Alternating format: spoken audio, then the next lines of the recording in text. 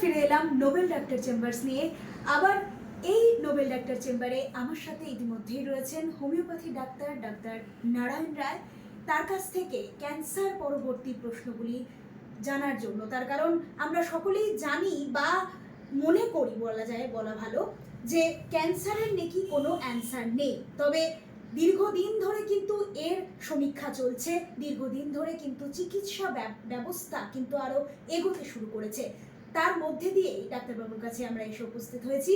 Doctor Narayan রায়ের কাছ থেকে আমি জানতে চাইবো, ডাক্তারবাবু, ক্যান্সারের কি প্রতিরোধের জন্য কোনো রকম কি কোনো টিকা রয়েছে? হ্যাঁ, অবশ্যই এখন কিন্তু ক্যান্সারের টিকা বেরিয়েছে, যেটা সার্ভাইকাল ক্যান্সার, তারপরে হেপাটাইটিস বি, যেটা সেখানে এটাকে একটা দেওয়া হয়, যে ক্যান্সারের টিকা, সেটা কিছুটা কার্যকরী হচ্ছে আর কি। আচ্ছা, এই হোমিওপ্যাথি ওষুধের ক্ষেত্রে বলবো, ক্যান্সারের কি কি ওষুধ রয়েছে এবং সেটা কতদূর কার্যকর, এটা যদি আগে একটু জানতে।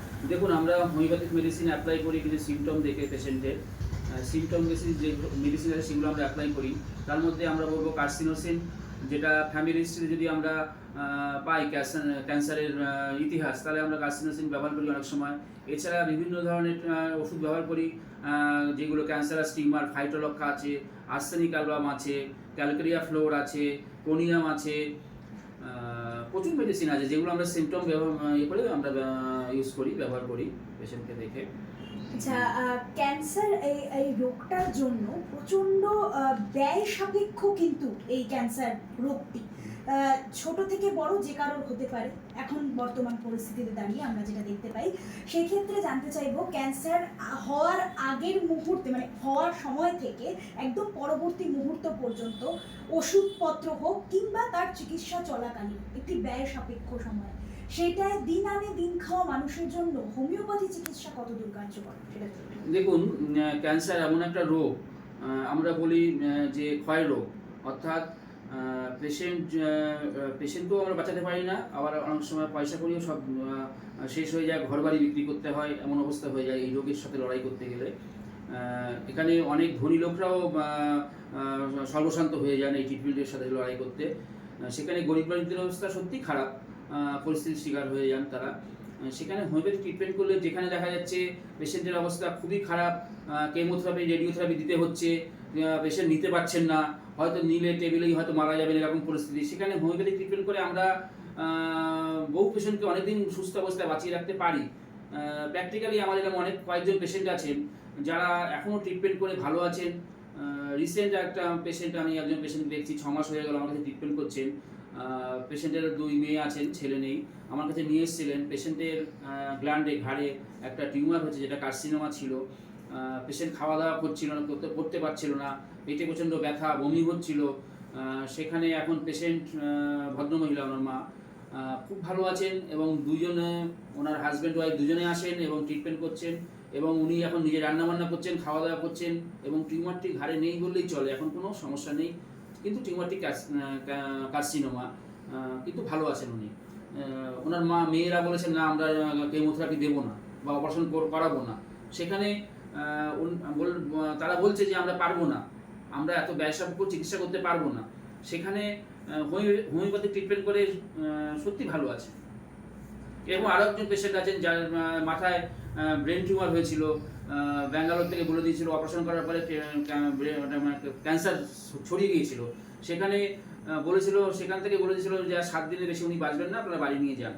সেখানে পেশেন্ট বিছানায় শয্যাশায়ী ছিল, আমার কাছে ট্রিটমেন্ট করাচ্ছিল। সেই পেশেন্ট এখনো 6 মাস অবধি ভালো ছিল, তারপরে উনি এক্সপায়ার করেছেন। এরকম বলবো, যেগুলো রেডিওথেরাপি দিতে পারছেন না বা করতে পারছেন না, সেখানে হোমিওপ্যাথি ট্রিটমেন্ট করে খুব কম খরচে পেশেন্টকে সুস্থ রাখা যায়। আমাদের মধ্যে কিন্তু বেশ কিছু প্রশ্ন থেকে থাকে সাধারণভাবে মানুষের কাছে, যে আমরা ক্যান্সার মানেই আর হয়তো মানুষকে বাঁচিয়ে তুলতে পারবো না, একেবারেই সেই অভিজ্ঞতার কথা কিন্তু ডাক্তারবাবু বলছেন। এবং তার সাথে সাথে তার কাছ থেকে আরও একটি প্রশ্ন আমি জানতে চাইবো, যে ডাক্তারবাবু, কত দিন পর্যন্ত একজন ক্যান্সার পেশেন্ট বেঁচে থাকতে পারেন এবং তার স্টেজগুলি সম্পর্কে, মানে ক্যান্সারের যে প্রতিটি স্টেজ রয়েছে, সেখানে কোন স্টেজ থেকে কতভাবে কিভাবে বেঁচে ফিরতে পারেন, সেটা যদি একটু জানাতেন।